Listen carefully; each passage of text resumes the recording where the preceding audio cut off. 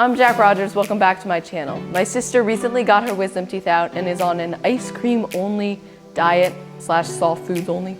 And I was inspired to make a Neapolitan ice cream themed cake. So let's get started.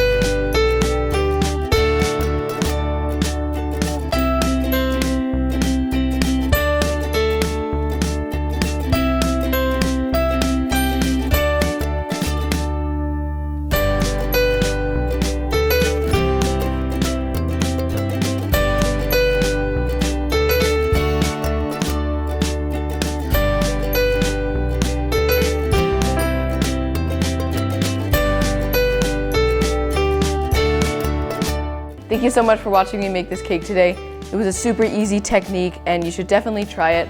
Remember, all the links and stuff you need to make this cake are in the description box down below. And I'll see you in August when I come back from camp. But don't forget, my sister will be posting for me some exclusive cakes. Thank you so much for watching. Tune in next time for a brand new cake.